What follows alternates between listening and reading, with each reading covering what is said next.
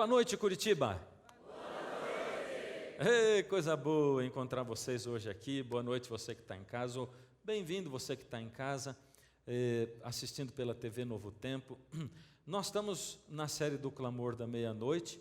Esse é o programa 18 da série.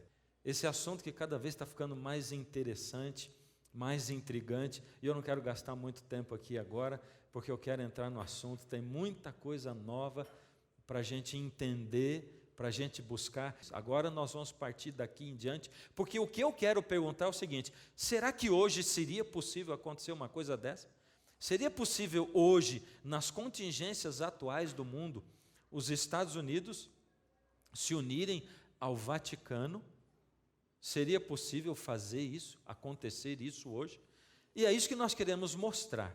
No final do século XVI, havia uma perseguição muito grande dos católicos aos protestantes, que eram recentes.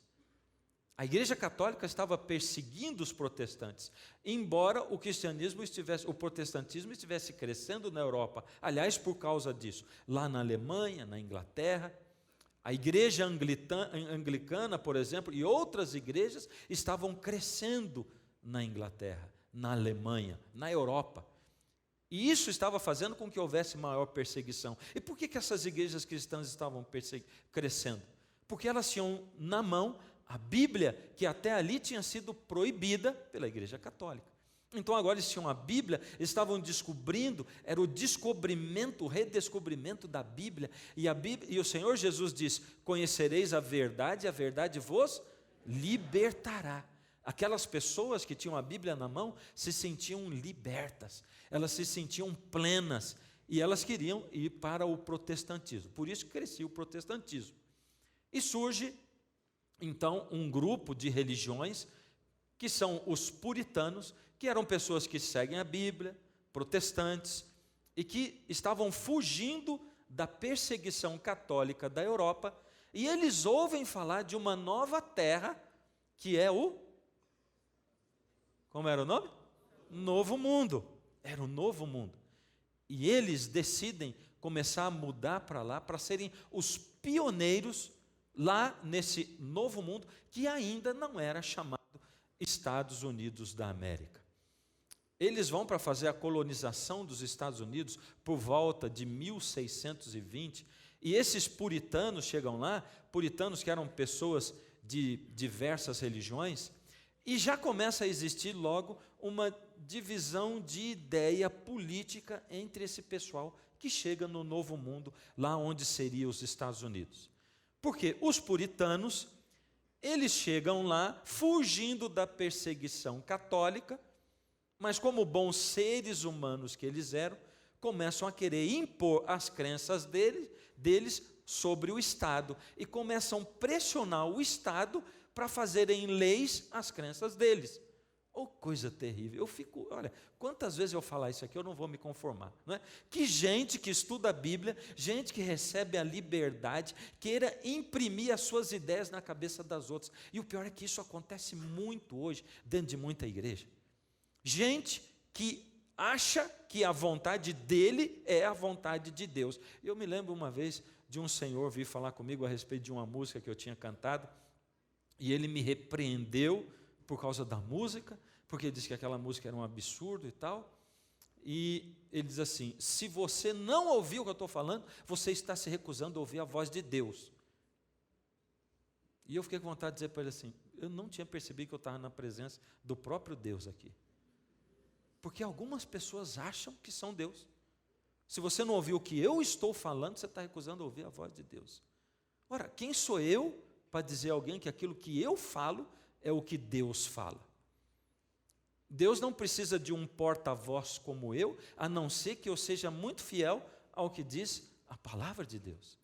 A palavra de Deus é que manda em todos os sentidos, em todos os momentos. E os puritanos quiseram impor ao Estado, mas tinha já um grupo de pessoas lá que não queriam esse tipo de coisa. Era um grupo de gente que dizia assim: nós viemos aqui para fugir disso. Nós não queremos perseguir ninguém e não queremos ninguém sendo perseguido. E nós queremos manter separados a religião do Estado. Quem eram esses puritanos? Eram congregacionalistas, episcopais, anglicanos. Eles formavam esse grupo de puritanos. Estavam pressionando o Estado a impor as regras deles. Tudo isso acontecendo em 1620. Aí, acontecia que até 1775, que foi quando aconteceu a Revolução Norte-Americana, ainda os quakers, que eram uma religião, eram enforcados, batistas açoitados, ou seja, vice-versa, né? Essas pessoas ainda eram perseguidas pelos puritanos, que vieram fugindo de perseguição religiosa. Absurdos que aconteciam. Por isso, lá em 1775 aconteceu a Revolução Norte-Americana, e em 1798, bem naquela época, a Revolução Francesa. O que fazia a diferença entre as duas é que a Revolução Francesa baniu a religião do Estado e ela declarou o Estado ateu. Nós não acreditamos em Deus. E os Estados Unidos simplesmente eles separaram de um lado e de outro, religião e Estado. Dividiu as duas coisas. A partir dali, a igreja já não mandava no Estado. Os partidos políticos, eles eram liderados por pessoas que não eram religiosas naquela época. Ou seja, os políticos estavam cuidando, não tinha pessoas religiosas entre eles, e os religiosos estavam dentro das igrejas, pregando e nas ruas pregando. Era assim que funcionava. Você acha que isso é bom ou é ruim? Separação entre igreja e Estado, bom ou ruim? Ah, bom, eu achei que você estava em dúvida. É muito bom. É isso que Deus indica para nós. Separação entre igreja e Estado. Porque quando junta, a gente já viu na história por aí, tudo que juntou, corrompeu. Mas começaram a acontecer grandes mudanças. Como qualquer mudança, acontece sutilmente, devagarinho. Toda grande mudança acontece devagar. Já percebeu isso? Até na vida da gente? Ninguém diz assim, poxa, hoje está um bom dia para eu sair de casa e me transformar num maconheiro. Me viciar no crack e me perder nessa vida. Não, ninguém faz isso. As pessoas vão atrás de um barato, sabe? As pessoas vão atrás de um cigarrinho, um baseadinho. E todos os garotos que eu já visitei em centro de recuperação de drogado, dizem assim, me disseram que maconha não viciava. Todos eles. E que cocaína não vicia. E um deles, de 18 anos, tinha tido uma parada cardíaca. Um rapaz de 1,80 m de altura. Ninguém sabia que ele era drogado até então. Um ou outro desconfiava. E eu fui visitar. Ele disse, pastor, me disseram que cocaína, se eu cheirasse uma vez por semana, não viciava. E por que você está aí? É porque eu cheirei tudo do mês em um dia. E aí eu estou aqui. Mas por que você cheirou em um dia? É porque eu não estou conseguindo ficar sem. Mas você não cheira só uma vez por semana? É lógico que vicia. Todas as grandes mudanças na vida das pessoas acontecem sutilmente. Nos países também. Tudo acontece devagar. Tanto para o mal quanto para o bem. Por isso não se desespere. Se você está tentando buscar Deus, está tentando seguir Deus, está entregando o coração, não se desespere. Se você já está seguindo Deus, você já tem noção do que Deus espera de você, você quer fazer, mas não consegue ainda. Calma, calma. Toda árvore dá o fruto devagarinho. Você não olha para a árvore num dia e no outro você vê uma manga madura. Não. Você fica olhando para a árvore e tem flor primeiro e depois aparece uma frutinha desse tamanhozinho, verdinha, e ela vai crescendo e crescendo e você fica olhando para ela. Já teve pé de fruta em casa? Tem? E você fica olhando e olhando, mas não vai amadurecer nunca. E depois quando ela começa a tomar formato, já fica grande, você vai lá palpar e vai. Você quer saber? A gente é desesperado com essas coisas. Calma, as grandes mudanças acontecem devagar, para o bem e para o mal. Assim aconteceu. A teologia liberal, começaram a acontecer as mudanças pequenas. A teologia liberal chegou nos Estados Unidos, negando o sobrenatural. Negava o nascimento de Jesus de uma virgem, os milagres de Cristo e outras coisas. Então, esse grupo de religiosos que não estavam cuidando da política, mas que estavam de olho nela. Sabe por quê? Eu vou dizer para você. É religioso, conservador, em geral, por ele achar que a ideia dele é a ideia de Deus, ele acha que se ele não mandar na vida do outro, o outro vai se perder. E às vezes a gente faz isso com as pessoas da família da gente. E maioria das vezes com boas intenções. E eu vou advertir você, sabe, porque tem pessoas que começam a assistir, você começa a assistir a TV Novo Tempo, você começa a assistir o Clamor, começa a assistir outros programas, cultos, começa a se apaixonar por Jesus, recebe as informações e começam a, desculpa o tema, começam a infernizar a vida dos parentes. Sabe por quê? Quer arrastar a pessoa para cá de qualquer jeito, quer obrigar a pessoa, a ponto da pessoa até ficar com raiva de ouvir falar na coisa. Então a gente tem que ser sábio, entende? É importante as pessoas virem? É importante elas saberem? Mas se a pessoa não quer, não obriga. Olha como é que Jesus se aproximava das pessoas, como é que ele se aproximou da samaritana. Não posso entrar nisso, mas a gente tem que ser sábio. Quando Jesus entra na vida da gente, ele faz a gente melhor. Ele faz as mulheres mais atenciosas com o marido. Não vou cuidar de você porque eu tenho que ir para a igreja. O marido vai odiar a igreja. Então tem que ser sábio, inteligente. Agora, essas pessoas entraram, os puritanos, os conservadores, eles não estavam cuidando da política, mas estavam de olho na política, porque eles queriam mandar de certa forma. E eles viram o liberalismo entrando, e eles pensaram, nós temos que agir, porque senão esse liberalismo vai acabar com tudo. E eles lançaram uma série chamada, uma coleção, Os Fundamentos, que foi um trabalho relevante, um bom trabalho, colocando o que a Bíblia dizia. Só que em cima de uma coisa boa já veio uma coisa ruim, de novo, porque começa o exagero. Esse fundamentalismo, que era esse novo movimento dentro dos Estados Unidos da América, que aconteceu em 1900. O que aconteceu de coisa ruim em seguida? É que um fundamentalista resolveu no Tennessee colocar uma lei, que é a lei Butler, porque o camarada chamava Butler, proibindo qualquer pessoa de ensinar evolucionismo, que nessa época era muito recente, tinha surgido há coisa de 50 anos, pouco mais do que isso, e proibindo ensinar o evolucionismo nas escolas. Bom, foi o suficiente para que um camarada chamado John Scopes, esse camarada ensinasse, e o que aconteceu com o John Scopes? Ele foi condenado. Houve o julgamento, Julgamento do macaco, foi terrível, passaram um carão, vergonha mesmo, por tudo que tinha acontecido. E finalmente esses fundamentalistas, eles foram tão ridicularizados que eles resolveram ficar longe da política, porque tinham sido eles que tinham feito a tal da lei no Tennessee. Não, agora nós vamos ficar longe da política, porque a nossa coisa é pregar o evangelho, não é cuidar de política. Nós precisamos salvar almas. E eles foram fazer mesmo isso. Lá em 1925, se afastaram. Naquela época tinha quantos partidos políticos lá? 2, democratas e republicanos. Quantos partidos tem hoje lá nos Estados Unidos? 2, democrata e republicano. Só que ambos os partidos eram liderados por liberais. Os conservadores políticos e os conservadores religiosos estavam fora da política. Está dando para entender, não está? Está me acompanhando? Está muito fácil até agora, não é? Todos esses dois grupos estavam fora da política. Mas continuam a acontecer grandes mudanças também, sutis, pequenas. O que acontece? Os fundamentalistas, como eles tinham dito, nós vamos pregar, eles vão e começam a pregar o evangelho mesmo.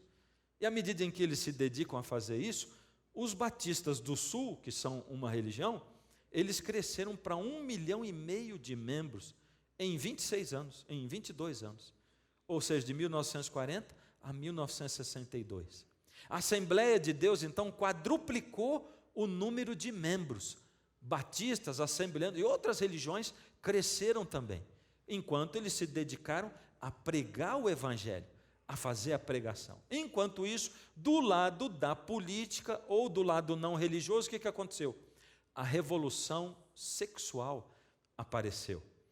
E agora as mudanças de comportamento, o movimento hippie, em 1960 agora aparece um candidato, que era o John Kennedy.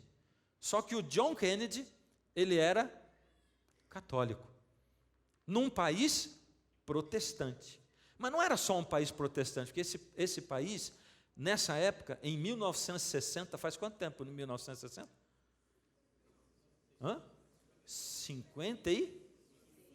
55 anos. Só isso. 55 anos. Há 55 anos atrás, esse país, ele era anticatólico. Eles não podiam nem ouvir falar de um católico como presidente. Por quê?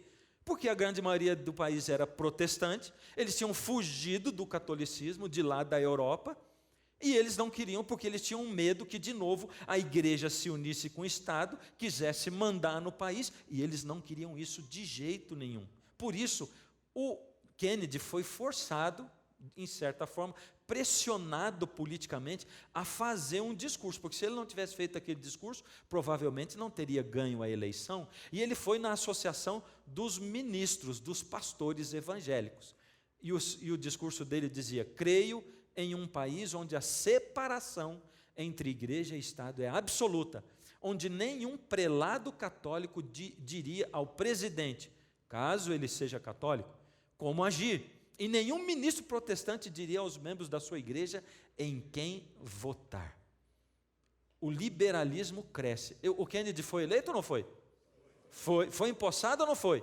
Foi empossado. E o que acontece em 1962, 63? A oração e a Bíblia, que até ali eram feitas nas escolas públicas norte-americanas, foram proibidas.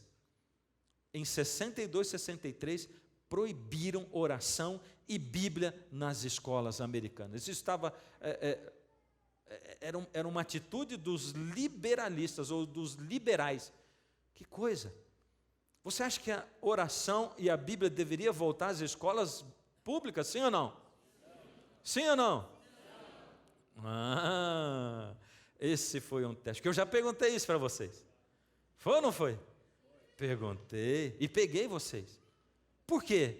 Porque eu não posso obrigar as pessoas ali dentro das escolas que são públicas, eu não posso obrigar as pessoas a orarem a Deus, que eles não creem, e lerem a Bíblia, que eles não creem também. De novo eu vou estar fazendo errado, e eu vou estar tentando impor para as pessoas aquilo que eu acredito, e Deus não trabalha através de imposição. Ora, se você quer uma escola que ensine seu filho a orar, então você põe numa escola particular onde se faz isso. A educação adventista, por exemplo, onde se faz isso. Nós estamos aqui dentro de um teatro maravilhoso, que é dentro de uma escola adventista. E aqui se ensina a criança a orar, ensina a criança a ler a Bíblia, aqui sim. Agora, na escola pública, nós não podemos impor isso. A coisa não vem por imposição. E nós chegamos a 1976. Nessa época, os conservadores ficaram felizes, porque Jimmy Carter se tornou presidente da República e ele era um batista. Ele era da Convenção Batista do Sul. Foi em 76. Já começa a reconhecer esses nomes aqui? Quem é que viveu na época do Jimmy Carter? 76, já era nascido. Quero ver. Meu pai, já estou começando a fazer parte de uma minoria. Achei que todo mundo ia levantar a mão. Mas vamos mais para perto. Acontece que o Jimmy Carter... Acontece que em 1979, os conservadores religiosos com os conservadores políticos, que estavam separados da política, lembra? Estão entendendo o que eu estou falando? Lá na política estava só os liberais, e os conservadores religiosos e os conservadores políticos fora da política. Eles não tinham nenhum tipo de ascensão, eles não conseguiam entrar na política, porque os liberais não deixavam. Então eles resolveram fazer o quê? Eles resolveram ter um encontro. E agora a coisa começa a ficar interessante, porque você vai ver, aos poucos, a mudança que foi acontecendo nos Estados Unidos da América. Nesse país protestante, que atendeu o povo de Deus que estava fugindo da perseguição e que depois foi mudando o seu discurso aos poucos e que vem mudando o seu discurso, vem mudando a sua característica e se preparando para o que vai acontecer daqui a pouco. É incrível a gente ver aquilo que Deus disse que aconteceria na história tomando lugar, tomando as cenas no mundo de hoje. Então, em 79, esses conservadores políticos e religiosos, nós somos conservadores, nós somos políticos, vocês religiosos, mas a gente é conservador. Vamos ter um encontro, vamos ver o que a gente faz. E esse camarada que se chama Jerry Falwell, que é um pastor batista, nessa época, o discurso dele era esse: os pregadores não são chamados a serem políticos, mas a serem ganhadores de almas. Antes do encontro, essa era a posição dele, declarado. Ele falava, porque ele tinha programa de televisão, era um pastor que tinha um programa de televisão, e essa era a posição dele. Acontece que depois desse encontro, os dois resolveram se unir e formaram um movimento político chamado Maioria Moral, que aconteceu lá nos Estados Unidos da América, juntando todos os conservadores.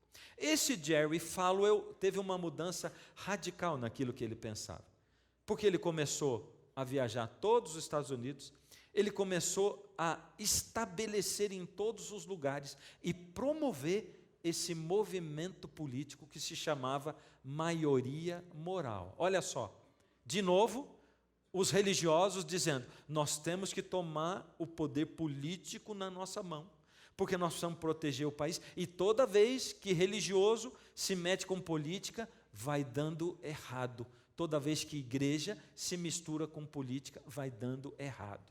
Então foi isso que aconteceu. Em 1979, quando surgiu essa maioria moral, alguns desses homens, 4 homens, quem eram eles? Oral Roberts, que era também um pregador evangelista, e que tinha programa na TV. Um outro chamado Jerry Falwell, que é esse mesmo. Ali estão os camaradas novinhos, e aqui estão eles mais parecidos comigo agora, atualmente, né? Todos eles evangelistas da TV. Esse James Kennedy, que era da igreja presbiteriana, esse é da Flórida. E mais Tim LaHaye, que é o pastor de uma das maiores igrejas dos Estados Unidos, em San Diego, e também co-escritor dessa série Deixados para Trás, que se transformou em filme. Esses 4 homens se uniram para fazer uma visita. Eles foram visitar quem? Jimmy Carter, em 1979. E eles foram fazer uma pergunta para o presidente Jimmy Carter. A pergunta deles era, por que o senhor apoia a emenda de direitos iguais para homossexuais? Eles eram conservadores e estavam fazendo essa pergunta para o presidente Jimmy Carter, e olha o que o presidente respondeu: porque é boa para a família. E o que eles pensaram? Tim LaHaye diz, Deus, temos de tirar esse homem da Casa Branca e colocar alguém que haja de forma decisiva para trazer de volta os valores morais tradicionais. Ou seja, eles estavam tomando atitudes. Então essa maioria moral começa agora a se mover. E eles, conservadores, que estavam felizes com a ida do Jimmy Carter, depois da resposta dele, ficaram decepcionados com o Jimmy Carter. Tudo isso estava acontecendo na política e a gente não estava sabendo. Assim como acontecem coisas hoje, e a gente vai vendo o que os jornais dizem. Então nós chegamos em 1990. Quem se torna presidente? Ronald Reagan, que tinha sido um ator. Esse era um conservador político, mas ele não era conservador religioso. E olha quanto tempo ele ficou no poder. 8 anos ele ficou. E para os conservadores religiosos, o Reagan foi uma decepção. Ou seja, os conservadores religiosos não conseguiam ninguém nos Estados Unidos que eles pudessem colocar no poder e que seguisse o pensamento conservador religioso e que quisesse impor ao país aquelas coisas que eles pensavam. Então, em 1988, nas eleições prévias, o que eram eleições prévias? O que são? Hoje nós estamos vivendo, nos Estados Unidos, um momento de eleições prévias. O programa vai estar passando para você abril, maio, junho de 2016. Ou seja, falando com você, dizendo, nós estamos em 2016. Mas falando com você, nós estamos no finalzinho de 2015. Né? E nós estamos acompanhando que existem candidatos disputando as eleições dos Estados Unidos. Então, tem 2 partidos, tem vários candidatos dentro de um partido que são candidatos a ser candidato. Isso são as prévias. Nas prévias, esse Pat Robertson, que era um pastor pentecostal, ele era conservador e era religioso. O que esse Pat Robertson faz? Ele concorre com o George Bush para ver quem vai ser o candidato do partido republicano. Qual dos 2 ganhou? O Bush ganhou e depois ele ganhou a eleição.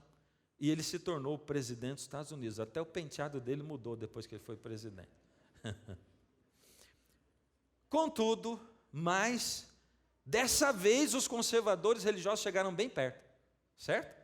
Até ali eles não tinham conseguido ninguém assim, mas dessa vez eles pegaram um pastor que era conservador religioso e ele chegou a disputar ser candidato da presidência. Chegou perto. Mas eles não conseguiam chegar nunca, essa é a verdade. Então, em 1988, a maioria moral acabou e começou um outro movimento. Eles disseram, não está dando certo nossa receita. Vamos começar uma outra coisa que agora vai chamar coalizão cristã. São nomes de movimentos políticos. Para quê? Para tentar colocar o conservadorismo no poder. E eles começaram a mudar de tática. Esse camarada esperto, chamado Ralph Reed, ele começou a articular essa coalizão cristã. Sabe qual era a ideia dele? Ele diz assim, pessoal, até agora, nós estamos aqui atirando lá para cima, tentando colocar um presidente da República Norte-Americana. É muito difícil colocar um presidente, a gente não tem ninguém lá dentro. Nós temos que começar na política local. Nós temos que começar a colocar gente mais baixo, nós temos que colocar gente na Câmara, nós temos que colocar gente no Senado, nós temos que colocar juízes na Suprema Corte, é isso que a gente tem que fazer. E no fim de 91, Clarence Thomas foi eleito pelo próprio Bush para ser juiz da Suprema Corte. Ele é ainda um conservador cristão, juiz da Suprema Corte, né? Em 92, de novo, o Bush concorre à reeleição. Com quem ele concorre? Com o Clinton. Quem vence? Em 92, quem vence é o Clinton. E ele faz o seu governo de 93 até 2000. E ele era republicano ou era democrata? Ele era democrata. Ele era conservador ou liberal? Ele era liberal. Então, de novo, eles não emplacaram. Mas eles começaram a colocar agora, foram para o Senado, nas intermediárias, e conseguiram que os democratas liberais perdessem 8 cadeiras no Senado. E agora os republicanos passaram para ter uma maioria de 4 cadeiras. Na Câmara Federal, os democratas liberais perderam 44 cadeiras e os republicanos ganharam uma maioria de 26. Isso indica o quê? Que na hora das votações eles iam começar a ter cada vez mais influência. E a influência deles começou a dar certo. O que esse Ralph Reed pensou começou a dar certo. Porque eles não tinham ainda um presidente da República que era conservador, cristão, mas eles começavam a ter maioria na Câmara, no Senado. E agora eles tinham tanto poder, só não tinham a presidência, que as revistas começaram a dizer o seguinte: a coalizão cristã do Ralph Reed está numa cruzada para assumir a política dos Estados Unidos. E está funcionando. Essa é a Time de 1994. Olha o que diz agora essa outra Time aqui, a mesma Time, de 94. Sem ter o apoio significativo da direita cristã, um republicano não pode conseguir tornar-se candidato ou ganhar a eleição geral. Ganharam o poder, não ganharam? Foi ou não foi? cresceram em poder. Agora, ninguém estava conseguindo se tornar candidato. Finalmente, em 2000, quem concorre? Bush e Al Gore. Quem estava vivo nessa época? 2000. Não posso ficar tão contente agora, né? Porque eu nasci em 63. Estou vendo tudo isso aqui acontecer, ó, desde lá do Kennedy, né? Quer dizer, o Kennedy ainda não foi, porque eu estava ali mais ou menos nascendo. Mas eu lembro da Copa do Mundo de 70, que coisa terrível, né? É assim mesmo. Mas está lá, o Bush e o Gore. Quem ganhou? O Bush. E quem que era o Bush dentro desse cenário? O Bush, ele era fiel à direita cristã. Ou seja, Bush era conservador e cristão. Pensando naquilo que ele fez, imagine se ele não fosse cristão, hein? Pensa bem. Olha só, é por isso que eu digo, a gente falar que é cristão não adianta nada. A gente precisa ser cristão de fato. A gente precisa demonstrar nas nossas ações que somos cristãos. E é isso que me incomoda a mim mesmo a cada dia. Porque eu não posso ficar aqui da minha cadeira dizendo assim, mas olha o que fez esse Bush. Eu tenho que olhar para mim mesmo. E eu gosto de dizer o seguinte, sabe? Como é que você sabe se a outra pessoa da tua igreja, ou da igreja, ou se o teu vizinho que diz cristão, como é que você sabe se ele é cristão mesmo ou não? Você não sabe, não é da tua conta. Está entendendo? Quando você entrega a vida para Deus, você não ganha um binóculo, você ganha um espelho. E tem gente que é cristão que vive de binóculo olhando a vida do outro. Mas Deus não te deu o binóculo, Ele te deu o espelho. Quem vem devagarinho para colocar um binóculo na tua mão é inimigo, sabe? Você viver espiando a vida do outro. E por isso que tem tanta gente, como eu estava dizendo no último programa, que se decepciona na igreja, porque vive de olho na vida do outro. Ele olha tanto para o outro que ele não consegue ver Jesus. Não tem tempo para olhar para Jesus. Aí ele se decepciona, sabe por quê? As igrejas têm problema. Eu estou falando em nome da igreja adventista. Na igreja adventista tem gente fofoqueira. Você sabia disso? Estou falando para a TV isso. Tem gente que repara na vida do outro. Sabia disso? E sabe por que a igreja adventista tem problema? Porque eu estou dentro da igreja. É isso. A minha pessoa, e eu tenho defeito. Então, quando eu vou para a igreja, eu levo o meu defeito para lá. E os outros levam os defeitos deles. E uma igreja não é um lugar onde as pessoas são perfeitas, mas onde elas estão buscando Deus para que Deus mude a coisa dentro deles. Você entende disso? Então presta atenção. Quando você for na igreja, para de ficar olhando para os outros. Qualquer igreja vai ter problemas de pessoas. Não pode ter problema doutrinário. Isso não pode ter. A doutrina tem que estar de acordo com a Bíblia. Mas as pessoas que estão lá, vai ter gente em níveis diferentes de aprendizado. Tem gente na vida espiritual no pré-primário e tem gente no doutorado e pós-doutorado. O mais incrível é que gente que está no pré-primário já está lá faz 65 anos. E tem gente no pós-doutorado, alguns com 3 anos só, de cristianismo. Porque também a maturidade não depende da idade. Algumas pessoas, quando envelhecem, ficam sábias. E algumas pessoas, quando envelhecem, ficam velhas. Você entende? Eu sempre pergunto se você entende. Sabe por quê? A gente tem que entender essas coisas e buscar a sabedoria que vem de Deus, a luz que vem de Deus. Agora nós vamos começar a ver um desfile de juízes da Suprema Corte. John Roberts foi eleito presidente da Suprema Corte. Samuel Alito foi eleito juiz da Suprema Corte.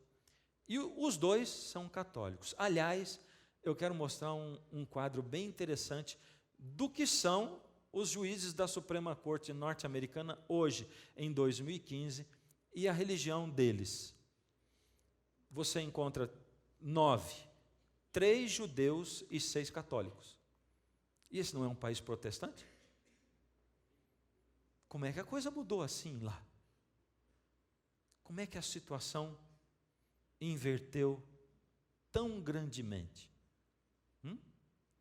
E nós paramos aqui no Bush, só no Bush. Agora deixa eu mostrar para vocês como é que a situação inverteu tanto. Como é que o catolicismo cresceu tanto nos Estados Unidos e como é que a Igreja Católica ganhou uma projeção tão grande naquele país que costumava ser um país protestante. E que a gente, quando pensa lá, pensa num país protestante. Quando a gente pensa no Brasil, a gente pensa que é um país católico. E quando a gente pensa nos Estados Unidos, pensa que é um país protestante. Mas vamos ver como é que a coisa mudou. O que estava acontecendo lá no Vaticano enquanto isso? E agora eu quero mostrar para você como foi a evolução e o andamento, o que aconteceu dentro do catolicismo. Presta atenção. E nós voltamos lá para 1798, que foi quando eu disse que o papado sofreu aquela ferida mortal. Por quê? Porque na Revolução Francesa, quando eles declararam o Estado ateu, eles baniram a religião do Estado, e logo depois de um tempo, o Papa Pio VI foi preso pelo general Berthier, porque Napoleão Bonaparte mandou prender. E como eu disse, todas as coisas acontecem aos poucos. Então, o que aconteceu com o papado foi que, já desde o iluminismo, desde tempos anteriores, a religião veio perdendo a força, a Igreja Católica veio perdendo a força, e a religião em si. Os iluministas, a razão, a idade da razão, veio ganhando força, e as pessoas diziam, eu só acredito se provar para mim. E diziam, não, mas a religião é pela fé, nós não queremos a religião. Veio perdendo aos poucos. E quando o Papa foi preso, essa ferida mortal, ela foi a última coisa. Ela começou a acontecer lá atrás, foi a gota d'água no copo. E ali eles perderam todo o poderio. E nós vamos agora para 1870, porque eles começaram em 1870, o Vaticano perdeu os estados papais, ou seja, deixou de ser uma nação. A França tomou conta, a Europa tomou conta, aquilo voltou. Olha só, todos esses países aqui, parte Itália, todos esses territórios ficaram na mão de França, de Itália, e eles perderam o reinado. Agora já não era mais um império. E eles começaram 59 anos de luta para recuperar os estados papais. O Vaticano hoje é um país ou não? Eles têm esses estados papais, sim ou não? Eles têm estados papais, sim, até hoje. Não estados desse tanto, mas eles são uma nação. Pequenininho, mas são uma nação, sim. Eles são, o Papa, ele é eleito, tanto Papa quanto rei. Ele é coroado rei. E nós vamos para 1929. E como tudo que acontece aos poucos, eu vou mostrar 4 fases onde a ferida mortal começou a ser curada, porque a profecia dizia, ou diz, que essa ferida mortal começaria a ser curada. O poderio começaria a voltar aos poucos. E eu digo para você já, essa ferida mortal ainda não foi curada totalmente. O Apocalipse diz que ela vai ser curada, de fato, ali no Armagedon. E nós vamos ver isso amanhã e depois. Mas o que começou a acontecer de lá para cá? O Tratado de Latrão foi a fase 1, o início disso aí. O Papa Pio XI, em 1929, procurou Benito Mussolini e eles começaram agora a fazer tratativas. E esse secretário de Estado da Santa Sé, Pietro Gasparri, ele foi com o general Mussolini e assinou o Tratado de Latrão. O que o Tratado de Latrão dizia? Era um tratado de conciliação, uma convenção financeira e uma concordata. Era um tratado com 3 documentos. O que era isso aqui? Isso colocava, primeiro, era um tratado de conciliação, colocava o catolicismo de novo como a religião oficial do Estado na Itália. Opa, já devolveu a posição de religião oficial. Depois era uma convenção financeira. Por quê? Porque ele estipulou que o governo daria 7,5 milhões de liras ao Vaticano pela perda dos estados papais em 1870. Então foi determinado isso, que o Estado, o governo, devolveria para o Vaticano. E terceiro, uma concordata que dizia 3 coisas. Primeiro, reconhece dias de festa instituídos pela Igreja, incluindo todos os domingos. O 34 artigo diz, estabelece a lei canônica com base para casamento e divórcio, ou seja, todas as coisas da Igreja como base. E a Igreja passa a ter controle sobre a instrução religiosa nas escolas públicas. Olha só, devolveu para a Igreja Católica uma grande parte do poder. Deu o primeiro passo e devolveu em 1961, que é que nós chegamos lá. Bom, eles devolveram os estados papais, mas em 1961 chega o Concílio Vaticano II. 1961, o que estava acontecendo na política norte-americana mesmo? Era o Kennedy. E em 1962, 63, a Bíblia e a oração foram proibidas nas escolas, certo? Os dois vão caminhando paralelamente. O que o Concílio Vaticano II fez? Primeiro, ele foi um concílio ecumênico, porque agora a igreja começou a falar de ecumenismo. E o que é o ecumenismo? A união das religiões. A igreja começou a falar em reunir as religiões, em unir as religiões. E o Papa João XXIII convocou esse concílio. Ele começou e quem finalizou foi o Papa Paulo VI, que terminou em 1965. Como era a teoria política da Igreja Católica antes? Vamos ver como é que a Igreja Católica pensava antes do Concílio Vaticano II. Olha o que diz o Papa Pio IX. A religião da Igreja Católica é a única religião verdadeira. Isso eles diziam antes.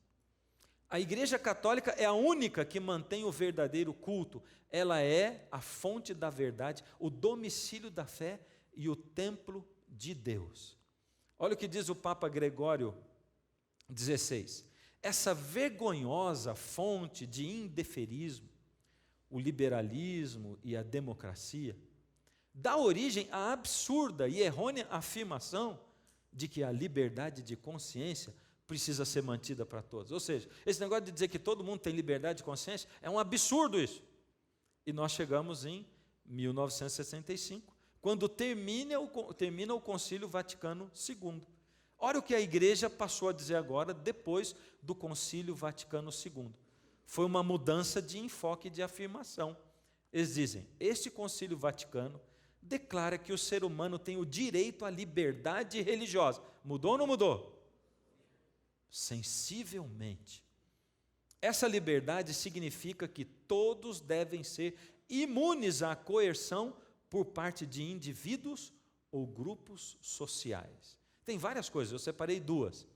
A sociedade tem o direito de se defender contra possíveis abusos cometidos sob o pretexto de liberdade religiosa. É especial dever do governo proporcionar essa proteção. Chegamos a 1978, terceira fase dessa cura da ferida. Vê, primeiro, receberam os estados papais, foram instalados na Itália. Agora o Concílio Vaticano começa a mostrar uma nova cara, um novo pensamento, uma maneira de agir diferente. E nós chegamos a João Paulo II, que era polonês, nascido ali na União Soviética. Um rosto mais conhecido de todos nós, né? Nós estamos no ano de 1979 e ele faz a primeira visita dele à Polônia, um país soviético. 82, Reagan e João Paulo II, eles se encontram no dia 7 de julho de 1982. Nós vimos o Reagan lá, subindo, como político conservador, mas não religioso conservador. E eles têm um encontro secreto. Nesse encontro secreto, eles conversam a respeito do comunismo. uma campanha secreta para que eles pudessem se unir para acabar com o comunismo. Entre as coisas que eles combinaram, principalmente o comunismo na Polônia, eles combinaram apoiar o partido do sindicato Solidariedade, que não era reconhecido, era clandestino, não é? O líder desse partido era o Lech Walesa, e eu me lembro, eu garoto, e ouvi várias vezes esse nome do Lech Walesa, que aparecia nos jornais. Ele era um partido, ele era o Lula de lá da Polônia, não é? O Papa encorajou o Walesa a continuar e aconselhou a não entrar em conflito com o governo polonês. Conselhos do Papa. Quando o Papa, depois de um tempo, voltou à Polônia, ele exigiu os direitos humanos e elogiou o Solidariedade. Agora nós chegamos em 1990, em dezembro de 90, Walesa foi eleito presidente da Polônia. É igual a história do Lula, não é? É parecida com a história do Lula, não é? Porque ele era de um sindicato e se tornou presidente da Polônia. Olha o que diz aqui, nesse site. João Paulo II, aclamado um dos líderes mais influentes do século XX. Teve um papel fundamental para o fim do comunismo na Polônia e talvez em toda a Europa, bem como na melhora das relações da Igreja Católica com o judaísmo, o Islã, a Igreja Ortodoxa, religiões orientais e a comunhão anglicana. Você está começando a pensar na profecia, o que ela diz? A profecia diz que os Estados Unidos se aproximam da Igreja Católica, eles se unem, as religiões protestantes se unem junto, porque os Estados Unidos é um país protestante de nascimento, e agora começa um movimento que vai ser descrito daqui para frente. Olha só, continua. Vamos dar uma olhada na vida e na obra do João Paulo II. Ele viajou por 129 países, pregando o ecumenismo. Ele sabia todas essas línguas aí. Se expressava em todas essas línguas, era muito inteligente. Ele beatificou 1.340 pessoas, canonizou 483 santos, mais do que todos os seus predecessores dos 5 últimos séculos. Então ele teve uma obra intensa e muito impactante. Ele fez crescer em 41% os católicos no mundo. A atuação do João Paulo II fez crescer o número de católicos no mundo em 41%. Ele foi um grande evangelista do catolicismo e do comunismo. Aliás, principalmente nos Estados Unidos, onde os católicos chegaram a 80 milhões e se tornaram a religião com maior número de membros. A Igreja Católica nos Estados Unidos ela é 14 vezes maior do que a segunda igreja maior dos Estados Unidos. 14 vezes maior. E aí a gente começa a entender por que os juízes da Suprema Corte estão ali e como é que o país está se preparando para o que está acontecendo hoje e para o que a gente está vendo hoje. Só que hoje o que está acontecendo é muito mais emblemático do que a maioria das pessoas vê. Hoje nós vemos coisas muito mais impactantes na história mundial e que nós vamos ver nos próximos 2 programas. Ele nomeou 150 cardeais. Ele foi o primeiro papa a visitar uma sinagoga judaica em Roma, porque nenhum papa fazia isso. Ele foi completamente inovador. Em 86, reuniu 270 líderes cristãos e não cristãos para um culto em Assis. Trabalhou forte pelo ecumenismo, pela união das religiões. Em 1994, na conferência da ONU, ele se uniu a muçulmanos para defender fetos contra o aborto. Em 96, ele recebeu um exemplar do Alcorão e beijou em sinal de respeito, porque ele era cristão e o Alcorão, o livro dos muçulmanos. Aqui está representando, ele se encontrando com o Dalai Lama, os vários líderes religiosos com os quais ele se encontrou. E na morte dele, talvez ele tenha tido, com certeza, embora ele não estivesse ali presente, porque ele estava morto, mas o maior encontro com líderes do mundo porque foram ao enterro dele 4 reis, 5 rainhas, 70 primeiros ministros, 23 delegações da igreja ortodoxa, 8 delegações de protestantes, líderes do judaísmo e do islamismo. E essa cena é uma cena muito interessante, porque ela mostra 3 presidentes dos Estados Unidos ali diante do caixão de João Paulo II, quando ele morreu. Apocalipse 13:3 diz: mas a ferida mortal foi curada e toda a terra se maravilhou seguindo este poder. E vai continuar. E vai continuar. Porque nós paramos aonde? Nós paramos ainda no Bush e no João Paulo II. E hoje eles já não estão mais no poder. Hoje nós temos outras coisas que aconteceram. E a Bíblia diz muito, muito mais para nós. Porque a última grande coisa que vai acontecer é a pregação do Evangelho a todo mundo, para testemunho a todas as nações. E sabe que antes de Jesus voltar, todo mundo vai conhecer o Evangelho. E todos nós vamos ter que tomar uma decisão. Você vai ter que decidir. Eu vou ter que decidir. Todos nós. Todo ser humano que vive nessa terra vai ter que tomar uma decisão. E a pergunta é assim: qual é a sua decisão? Eu tenho um apelo para fazer para você. O apelo é assim: Deus quer usar você.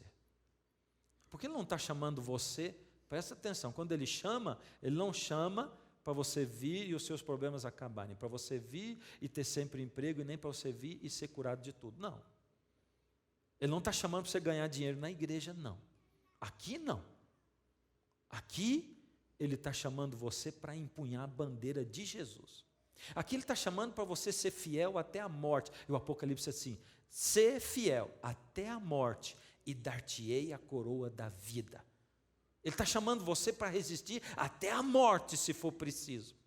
Ele está chamando você para vestir o uniforme de Cristo, do exército de Cristo. É para isso que Ele está chamando. A música vai tocar agora. E Deus vai chamar você. E você que já entregou o coração a Jesus, eu estou chamando você para ser um instrumento na mão de Deus. Vai ver quem está aí do teu lado, vai dar a mão e vai dizer: eu agora sou a mão de Deus do teu lado. Eu vou com você. Vem e fica com Ele aqui. Dá a mão. Deixa Ele vir sozinho hoje não. Vem junto. E eu aqui vou ficar orando. Essa música é uma oração. Cadê você? Vem. Vem de 2 em 2, um dando a mão para o outro, mas vem agora. Eu quero sempre estar diante de tua face. Eu quero adorar tua glória soberana diante do altar. Eu quero sempre estar, eu quero me envolver, Senhor,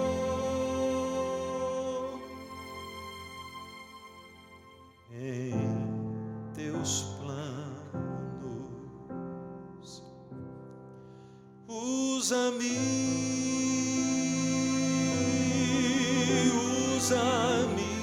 Senhor, eis-me aqui,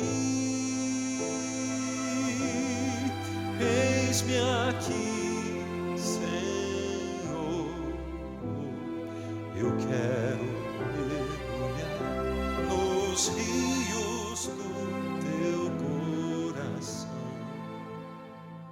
Eu quero mergulhar nos rios do teu coração. Vou pedir para vocês chegarem bem pertinho aqui. Chega bem para frente, que daí os outros vão chegar também. Cadê você que está aqui? Essa é noite de libertação, e é Jesus quem liberta. Ele quem tira as correntes. Eu quero sempre estar diante de tua face. Eu quero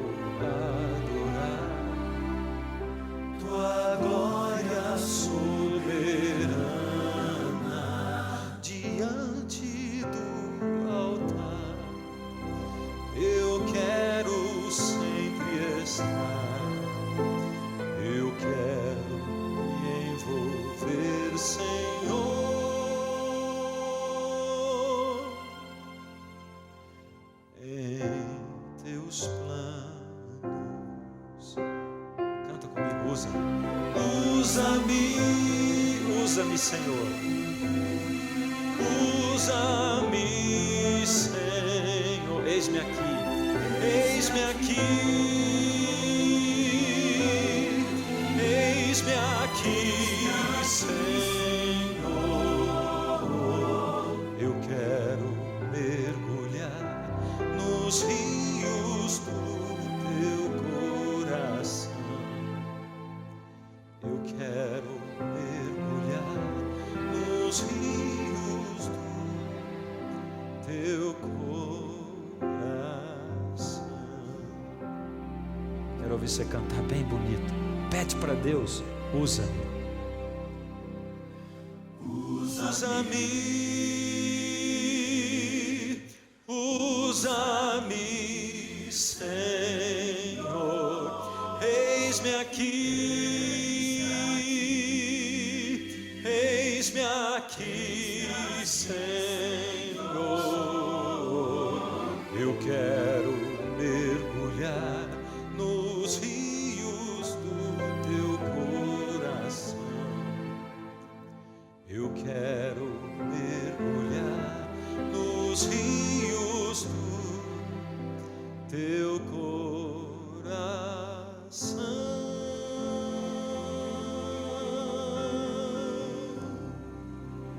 Ó Senhor, recebe, Senhor, cada um dos seus filhos e filhas que nesse momento está sentindo o chamado do seu Espírito. Obrigado, Senhor, porque o Senhor os tem libertado.